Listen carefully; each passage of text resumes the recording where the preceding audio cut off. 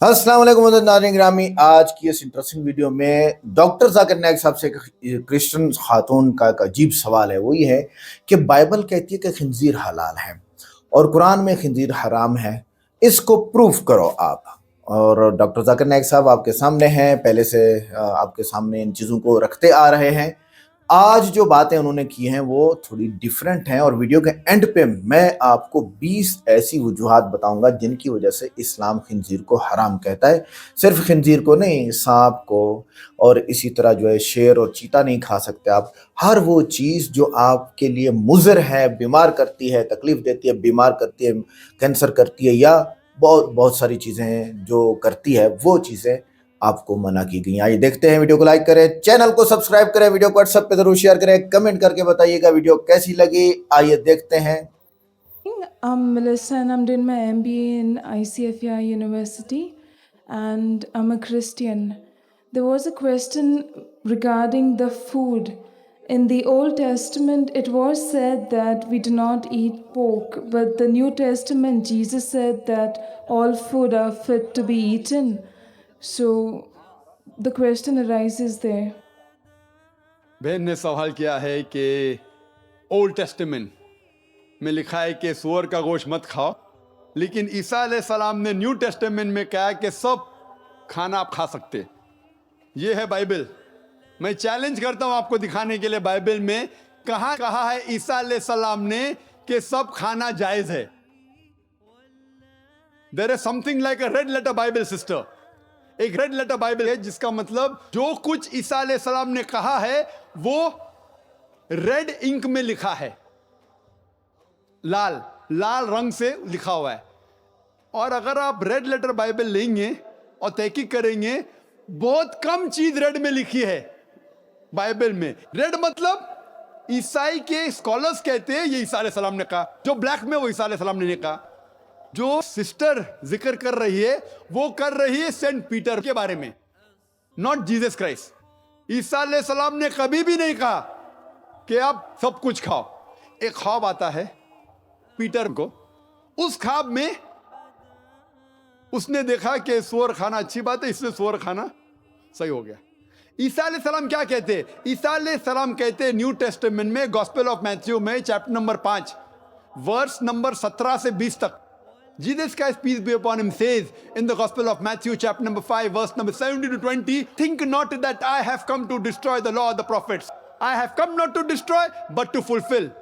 And not one jot or tittle shall pass away until the law be fulfilled. And anyone who breaks one of the least commandments shall be called least in the kingdom of heaven. And whosoever shall keep the commandment and teach men to do so shall be called great in the kingdom of heaven. Unless your righteousness exceeds the righteousness of the scribes and the Pharisees, in no way shall you enter the kingdom of heaven. Sister, this is a verbatim quotation from the Gospel of Matthew, chapter number 5, verse number 17 to 20 of King James Version. I am speaking from my head, God-given computer. You can check it up. ईसा अलैहिस्सलाम कहते हैं, think not that I have come to destroy the law of the prophets. मैं नहीं आया हूं पहले शरीयत को तोड़ने के लिए, नष्ट करने के लिए, लेकिन मैं आया हूं उसको मुकम्मल करने के लिए, उसकी तस्दीक करने के लिए। और अगर आप एक भी नुक्ता पुरानी शरीयत का छोड़ते हैं तो आप जन्नत में कभी नहीं जाएंगे। Even if you break one jot or tittle, you shall not enter the kingdom of heaven. Who said that? Jesus Christ, peace be upon him. एक भी चीज जो ओल्ड टेस्टामेंट में लिखी है अगर आप उसको तोड़ते हैं तो जन्नत में जाएंगे नहीं। वो तो सेंट पॉल और बाकी लोग आए और फिर बदलने की कोशिश की। Out of the New Testament, sister, there are 27 books in the New Testament. More than 50% have been written by Saint Paul. Saint Paul is a self-appointed apostle of Jesus Christ, peace be upon him. He hardly met him. Some scholars say he only met him once. So we have to follow the teachings of Jesus Christ, peace be upon him, not of Saint Paul. हमें मानना चाहिए ईसा अलैहिस्सलाम का कहना, Saint Paul का नहीं। ईसाइयत के बारे में बात कर रहा हूं मैं, पॉलैनिटी के बारे में नहीं। सिस्टर, अगर आपको अच्छा ईसाई बनना है तो आपको सूअर का गोश्त नहीं खाना चाहिए। अगर खाएंगे तो जन्नत में नहीं जाएंगे। उसके पहले आपको इबादत करना चाहिए सिर्फ एक खुदा की, मानना चाहिए आखिरी पैगंबर में ईसा अलैहिस्सलाम ने कहा एक पैगंबर आएंगे जो आपको अच्छी बात समझाएंगे. You have to believe in Prophet Muhammad, peace be upon him. If you don't believe in Prophet Muhammad, peace be upon him, you are not a good Christian. You have to follow the last and final revelation, that is the glorious Quran, and then only can you enter heaven. Hope that answers the question, sister. Mic number 3 से सवाल करें. My name is Rakesh Bosle. I'm a pharmacy student. My question is, can you please explain the creation of universe and life on the basis of Islam? भाई साहब ने सवाल पूछा है कि can you explain the creation of the universe on the basis of Islam. ये कायनात किस तरीके से कायम हुआ इस्लाम के नज़रिए से. आज साइंस क्या कहती है, पहले वो तस्करा करूंगा मैं. साइंस कहती है कि कायनात कायम हुई बाय बिग बैंग. पहले ये कायनात वो तो प्राइमरी नेबुला एक थी, उसके बाद एक धमाका हुआ, उसके बाद आए गैलेक्सीज, स्टार्स, प्लैनेट्स, सन, मून और ये जमीन जिस पे हम रह रहे हैं. इसे कहते हैं बिग बैंग. और इसके लिए नोबेल प्राइज मिला था कुछ साइंटिस्ट को 40-50 साल पहले. कुरान में इसका जिक्र है सूरह अल अंबिया में, सूरा नंबर 21 आयत नंबर 30 में.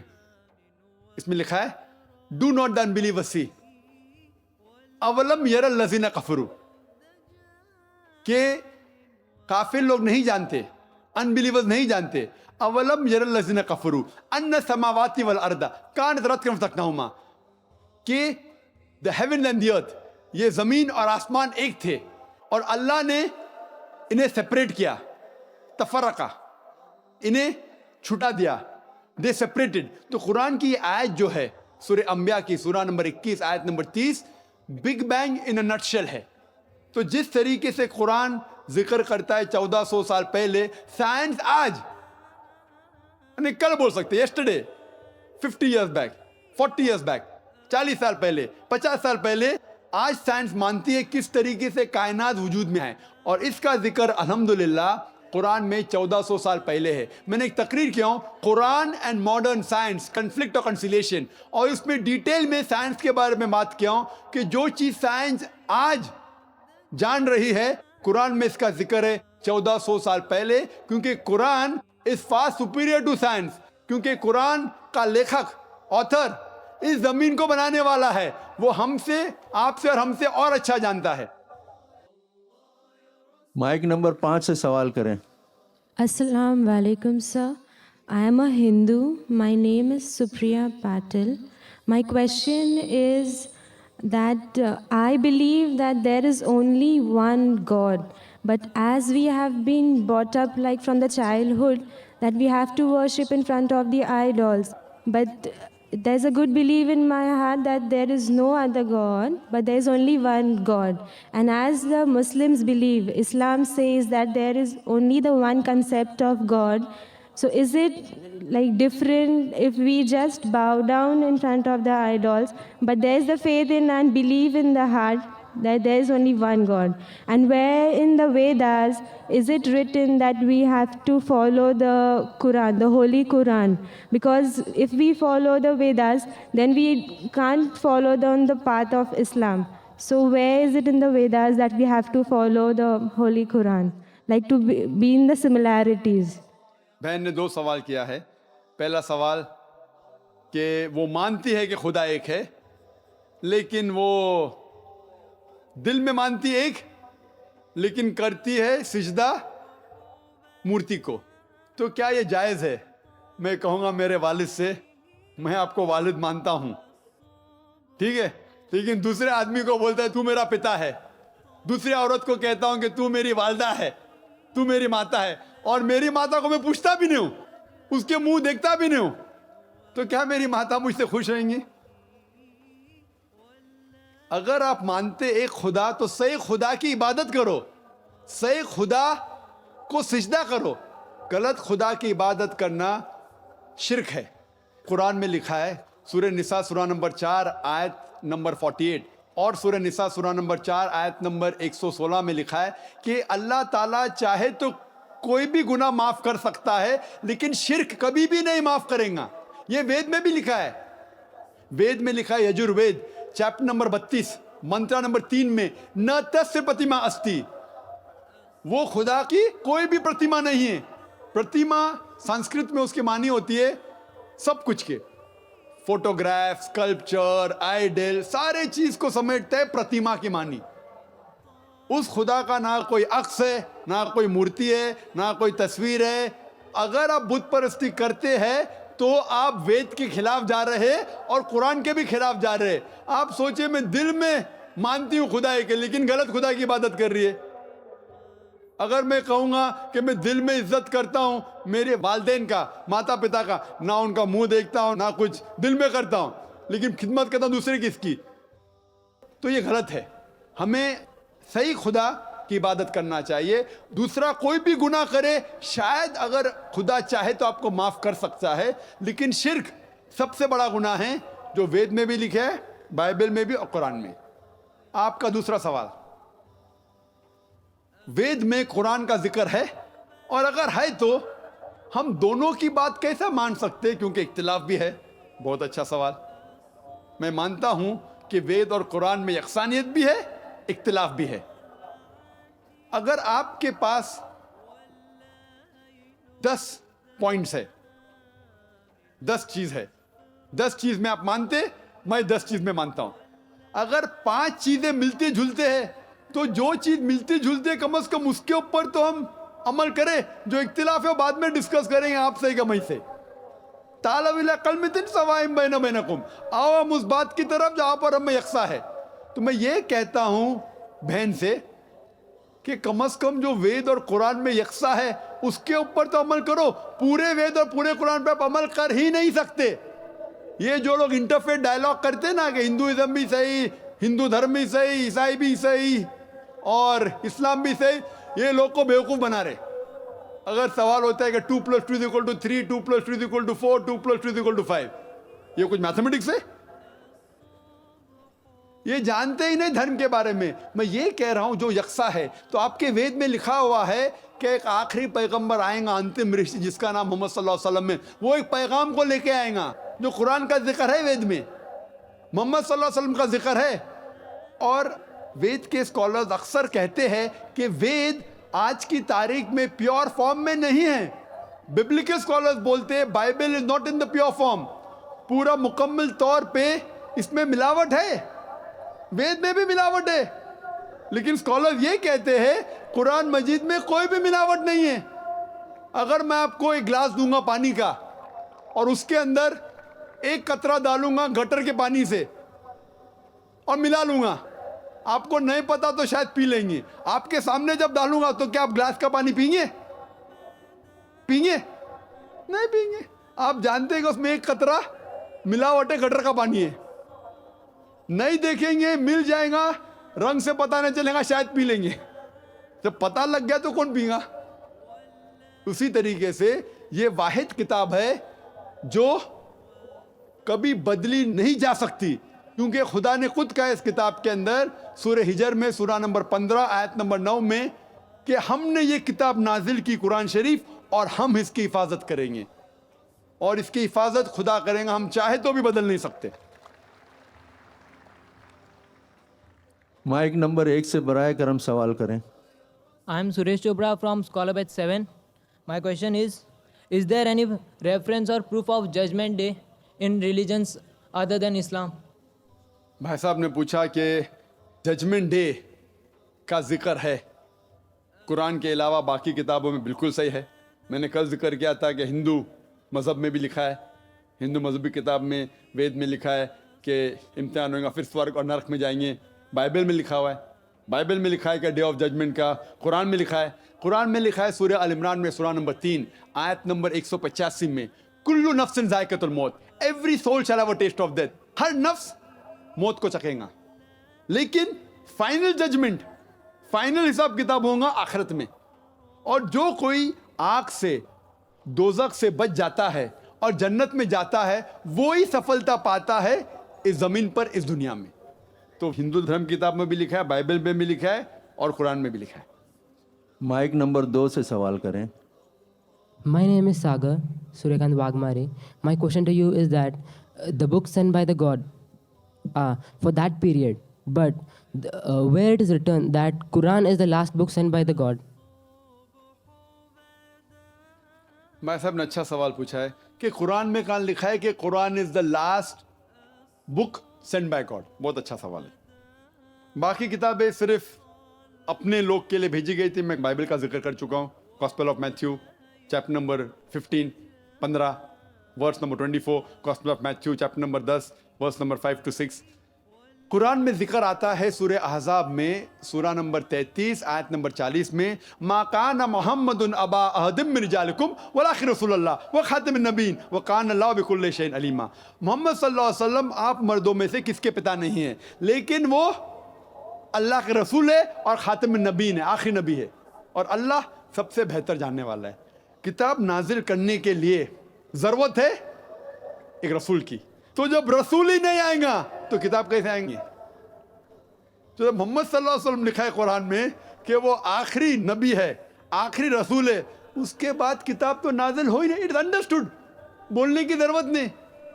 आखिरी नबी आखिरी रसूल मोहम्मद सल्लल्लाहु अलैहि वसल्लम थे, इसीलिए आखिरी नबी सारे इंसानियत के लिए भेजे गए थे। और कुरान में जिक्र आता है कुरान भी सारी इंसानियत के लिए भेजा गया है।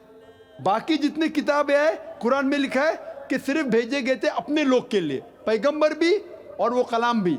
लेकिन कुरान मजीद जैसे कि मोहम्मद सल्लल्लाहु अलैहि वसल्लम सारी इंसानियत के लिए थे, कुरान भी सारी इंसानियत के लिए। इसका जिक्र है सूरह इब्राहिम में सूरा नंबर 14 आयत नंबर 1, सूरह इब्राहिम सूरा नंबर 14 आयत नंबर 52, सूरह बकरा सूरा नंबर 2 आयत नंबर 185, सूरह ज़ुमर चैप्टर नंबर 39 वर्स नंबर 41। और भी हवाला दे सकता हूँ मैं, लेकिन ये काफ़ी है। माइक नंबर 3 से सवाल करें। My name is Rakesh Bosle. I'm a pharmacy student. My question is, can you please explain the creation of universe and life on the basis of Islam? भाई साहब ने सवाल पूछा है कि can you explain the creation of the universe on the basis of Islam. ये कायनात किस तरीके से कायम हुआ इस्लाम के नज़रिए से। आज साइंस क्या कहती है, पहले वो तस्करा करूंगा मैं। साइंस कहती है कि कायनात कायम हुई बाय बिग बैंग।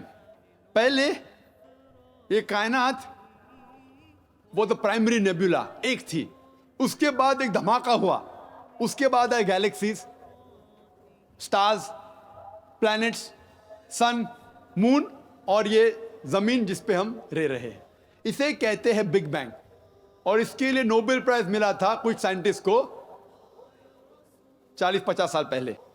कुरान में इसका जिक्र है सूरह अल अंबिया में सूरा नंबर 21 आयत नंबर 30 में। इसमें लिखा है, डू नॉट द अनबिलीवर्स सी अवलम यरल लज़ीना कफरू, के काफिर लोग नहीं जानते, अनबिलीवर्स नहीं जानते, अवलम यरल लज़ीना कफरू अन्ना समावाति वल अर्दा कानत रत्कन फतकनाहुमा, के the heaven and the earth, ये जमीन और आसमान एक थे और अल्लाह ने इन्हें सेपरेट किया, तफरका, इन्हें छुटा दिया, दे सेपरेटेड। तो कुरान की आयत जो है सूरह अंबिया की सूरा नंबर 21 आयत number 30 big bang in a nutshell है। तो जिस तरीके से कुरान जिक्र करता है 1400 साल पहले, साइंस आज यानी कल बोल सकते, yesterday, 50 years back, 40 years back, 40 साल पहले, 50 साल पहले, आज साइंस मानती है किस तरीके से कायनात वजूद में है। और इसका जिक्र अल्हम्दुलिल्लाह कुरान में 1400 साल पहले है। मैंने एक तकरीर किया हूँ, Quran and modern science, conflict और कंसिलेशन, और इसमें डिटेल में साइंस के बारे में बात किया हूँ कि जो चीज़ साइंस आज जान रही है, कुरान में इसका जिक्र है 1400 साल पहले, क्योंकि Quran is far superior to science, क्योंकि कुरान का लेखक, ऑथर इस ज़मीन को बनाने वाला है, वो हमसे, आपसे और हमसे और अच्छा जानता है। माइक नंबर 4 खवातीन के शोबे से सवाल करें। I'm Amreen, I'm a student. I would like to ask that the only difference between Muslims and Christians is that Christians believe that there is a relationship of a son and a father between Jesus Christ and God. So, and when we try to approach them regarding this, they do not believe. So, what should we say? बहन का सवाल था, जब वो Christian से बात करते हैं, वो कहते हैं कि ईसा अलैहिस्सलाम खुदा के बेटे हैं और मानते खुदा के बेटे हैं, तो किस तरीके से उनके साथ हम बहस कर सके या उन तक पैगाम पहुंचाए। अगर हम बाइबल पढ़ते हैं, Bible has got sons by the tons. Bible में लिखा हुआ है कि आदम अलैहिस्सलाम अल्लाह के बेटे थे। बाइबल में बहुत से बेटे अल्लाह के, बाइबल में लिखा है आदम अलैहिस्सलाम अल्लाह का बेटा था, इसराइल अल्लाह का बेटा था, एफ्राइम अल्लाह का बेटा था। एंड बाइबल में लिखा है बुक ऑफ रोमन्स में चैप्टर नंबर 8 वर्स नंबर 14 में, all those are led by the spirit of God they are sons of God. जो कोई अल्लाह की बात मानता है वो अल्लाह का बेटा है। तो कहने के लिए हम कहते हैं ना अल्लाह का बंदा है, अल्लाह मियाँ की गाय है, तो उस तरीके से कोई कहता है कि ईसा अलैहिस्सलाम अल्लाह का बेटा है, हमें कोई एतराज नहीं उस सेंस में जिस सेंस में वो अल्लाह की बात मानता है, इसीलिए अल्लाह का नेक बंदा है। तो उस तरीके से बाइबल में कई अल्लाह के बेटे हैं, खुदा के बेटे। लेकिन ईसाई कहते नहीं, Jesus Christ peace be upon him खुसूसन बेटा है, he is the begotten son. और वो कोट करते हैं gospel of John chapter number 3 verse number 16, gospel of John chapter number 3 verse number 16 में, for God so loved the world that he gave his only begotten son, whosoever believeth in him shall not die but have everlasting life। Bible में और भी begotten सन है, लेकिन जब मैं पूछता हूं ईसाई से बिगॉटन की मानी क्या है, वो ईसाई जवाब नहीं देता है। क्यों? जो अंग्रेजी जानता है वो चुप हो जाएगा। बिगॉटन मतलब सायर्ड बाय गॉड। बिगॉटन मतलब ये बिगॉटन जो चीज है, जन्ना किसे कहते? वो जन्ना जानवरों की चीज है। Sex, it belongs to the functions of sex of the lower animals. ये खुदा के लिए कभी इस्तेमाल कर ही नहीं सकता कोई भी। इसीलिए कुरान में लिखा है ना वो किसी को जनता है ना किसी से जना है। और ये लफ्ज जो बिगॉटन है gospel of John chapter 3 verse number 16 में, according to the revised standard version of the Bible, revised by 32 eminent Christian scholars, backed by 50 different corporate denominations। ये रिवाइज्ड स्टैंडर्ड वर्जन एक नया एडिशन है, रिवीजन है Bible का, जिसने 32 माहिर ईसाई स्कॉलर्स मिलके इसको रिवाइज किए, इसको सुधारे, और 50 बड़े क्रिश्चियन ऑर्गेनाइजर्स ने सपोर्ट किया। ये बाइबल सबसे ज्यादा बिकने वाली किताब है, रिवाइज्ड स्टैंडर्ड वर्जन। इसमें ये स्कॉलर्स लिखते हैं कि ये लफ्ज begotten is an interpolation, is a concoction, is a fabrication, वो एक मिलावट है, उसे बाइबल के बाहर फेंक दिया। तो अब रिवाइज्ड स्टैंडर्ड वर्जन पढ़ेंगे बाइबल का, ये लफ्ज बिगॉटन है ही नहीं, क्योंकि कुरान में साफ तौर पे लिखा हुआ है लम यलिद वलम युलद। सूरह इखलास में सूरा नंबर 112 आयत नंबर 3 में, वो ना किसी को जनता है ना किसी से जना है। तो जो वर्स के जरिए, जो लफ्ज के जरिए क्रिश्चियन लोग बात करते, वो लफ्ज क्रिश्चियन स्कॉलर्स कहते ये मिलावट है और बाइबल के बाहर फेंक दिए हैं। माइक नंबर 5 से सवाल करें। Assalamu alaikum, Mr. Zakir Naik and all people around here. My name is Bhavna Nalavde. I'm a Hindu. I have a question regarding music in the Holy Quran.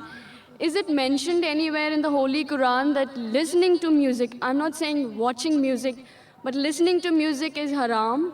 And if it is so, Mr. Bismillah Khan, एक मशहूर फनकार हैं, he has an argument with someone that listening to music is very soulful and relaxing to the soul.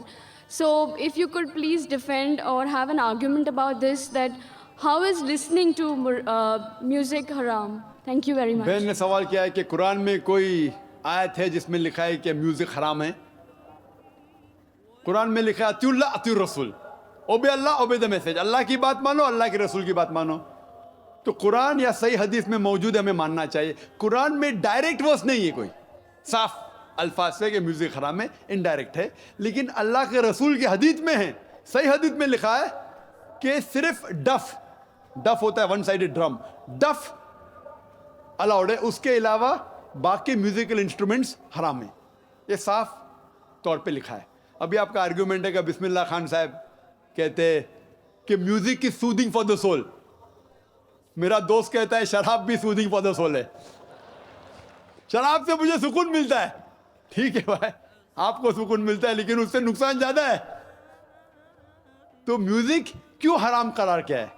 It इंटॉक्सिकेट्स। Quran में लिखा हुआ है, chapter number 2 सूरह अल बकरा में, सूरा नंबर 2 आयत नंबर 219, शराब में फायदे भी है नुकसान भी है। अल्लाह ताला जानता है, अल्लाह ताला सब कुछ जानता है। कुरान में लिखते हैं अल्लाह ताला कि शराब में फायदे भी है नुकसान भी है, लेकिन नुकसान फायदे से ज्यादा है।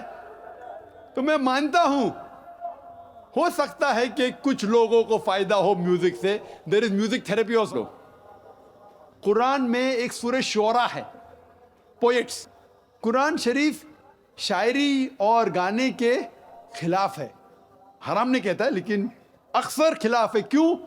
जब हम शेर शायरी करते हैं, अक्सर इतनी शेर शायरी करते हैं कि शिर की तरफ जाते हैं।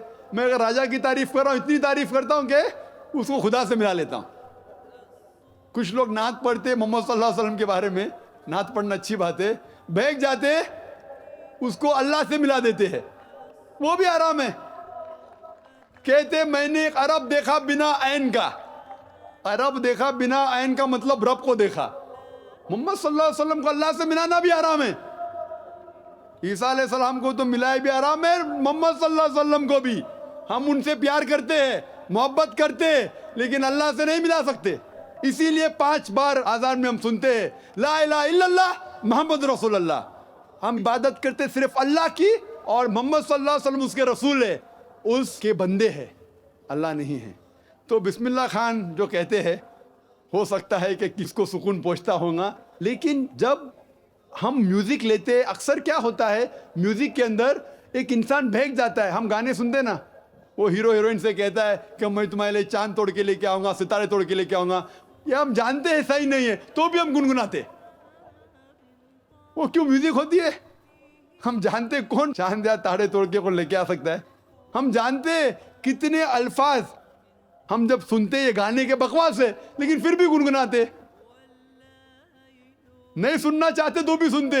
घर के बाहर बोंगा लगा है 1 2 3, क्या 1 2 3, नहीं सुनना चाहते फिर भी सुनना।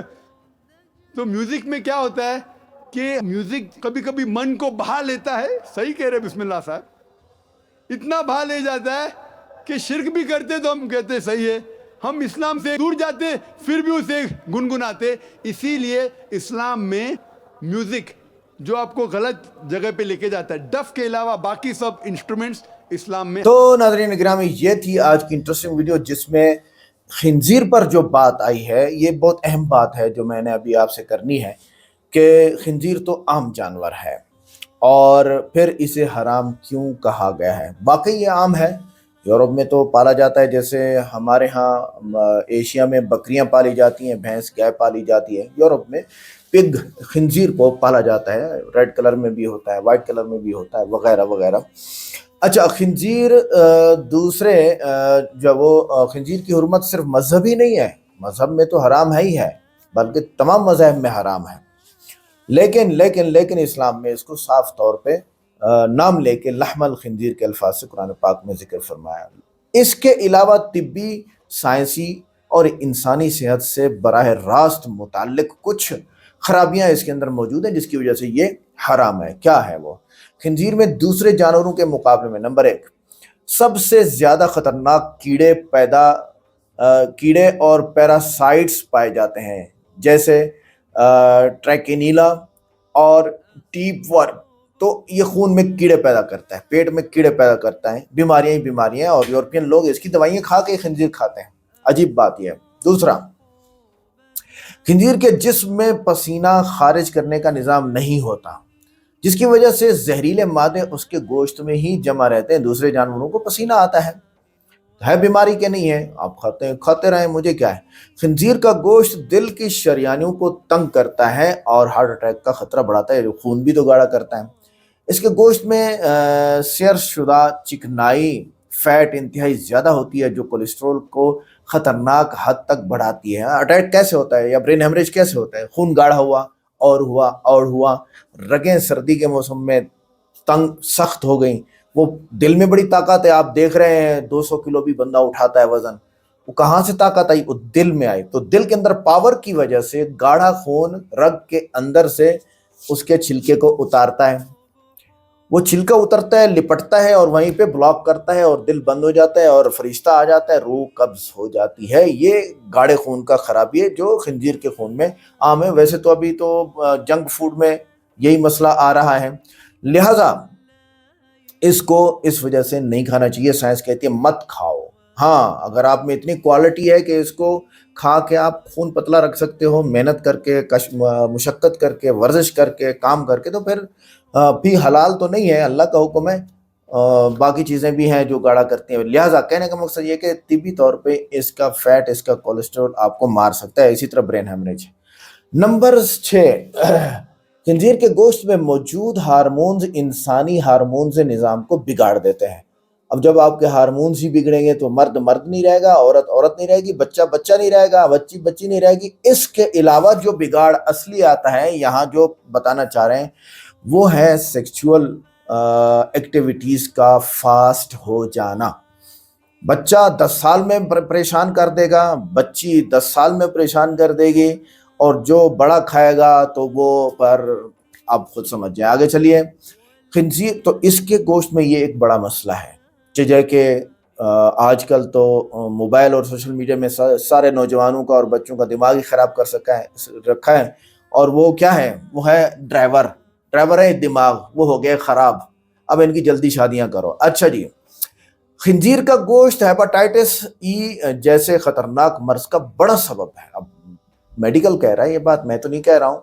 खंजीर का डीएनए इंसान के बहुत करीब है, जिससे खुदकार मुदाफ़ती बीमारियां पैदा हो सकती हैं। अब जब आपका डीएनए पहले से मौजूद है, वो उसके बाद अलग डीएनए वाली चीज़ नहीं खाई, आपने अपने ही डीएनए वाली चीज़ खा ली है, तो फिर बीमारियां। ये चाइना वाले जो इंसान का गोश्त खाते हैं, वहाँ मिलता है पैकिंग में, जो भी मरता है काट कूट के खिला दो सबको, तो उनको अपनी बीमारियों का पता ही नहीं चलता कि क्या बीमारी है। तो फिर कोरोना कहाँ से आया था? पहले चाइना में शुरू हुआ था, चूहे खा खा के, पता नहीं क्या खा खा के। खंजीर फार्मों में है जहाँ एंटीबायोटिक्स के इस्तेमाल से इंसानों में दवाओं के खिलाफ मुजावत पैदा हो जाती है। और तो अब जब खंजीर का गोश्त खाएंगे तो एंटीबायोटिक ही काम नहीं करेगी। इसलिए कहते हैं कि आज के दौर में फिफ्थ जनरेशन की मेडिसिन आना शुरू हो गई हैं और बीमारियां 6th लेवल की चल रही हैं। और वजह क्या है? बैठे रहो सो जाओ, बस बैठे रहो सो जाओ, खाओ खाओ खाओ खाओ, बैठे रहो सो जाओ।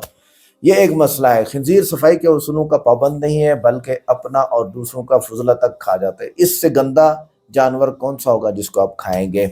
अच्छा, अगर गोश्त अच्छी तरह पका लिया जाए तो फिर नुकसान तो नहीं होता। ये आगे बंदा बात कर रहा है, एतराज कर रहा है। जवाब, हर बीमारी पकाने से ख़त्म नहीं होती है भाईजान।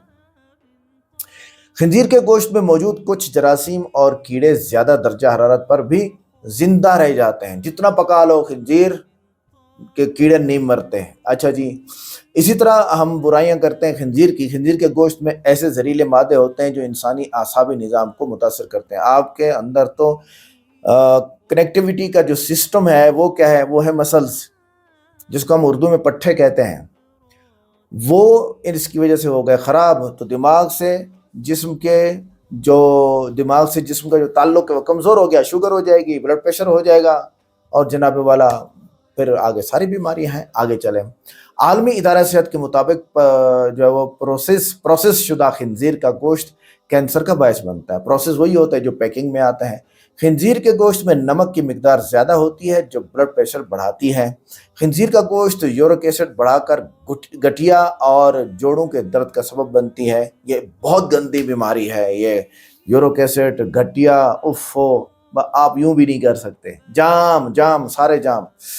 तो ये चीज़ें हैं। तहकीक के मुताबिक खंजीर का गोश्त इंसानी रवैयों में चिड़चिड़ापन और गुस्सा पैदा करता है। खंजीर के ख़तरनाक वायरस जैसे स्वाइन फ्लू का बुनियादी ज़रिया बनते हैं। और खंजीर का गोश्त इंसानी मुदाफ़ती निज़ाम को कमज़ोर करता है।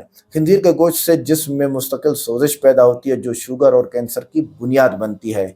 इस्लाम ने खंजीर को हराम करार देकर इंसान को बीमारी आने से पहले ही महफूज कर दिया और यही असल साइंसी हिकमत है। अजीब बात बताऊं आपको, अजीब बात यह है कि मेडिकल कहता है कि किसी भी बीमारी के आने से पहले उसका इलाज नहीं है। इस्लाम ये बता रहा है कि खंजीर मत खाओ और बीमारियों से बच जाओगे। दूसरा फार्मूला इस्लाम बता रहा है रोज़ा रखो, इसमें शिफा है। और सारे डॉक्टर कह रहे हैं कि कम खाया करो, ज़्यादा खाते हो मरते हो। इस्लाम पहले से बता चुका, 1400 साल पहले बता चुका। आज की वीडियो कैसी लगी? ये वीडियो को लाइक करें, चैनल को सब्सक्राइब करें, वीडियो को व्हाट्सएप पे जरूर शेयर करें, कमेंट करके बताइएगा वीडियो कैसी लगी। मिलते हैं नेक्स्ट वीडियो में। अस्सलाम वालेकुम।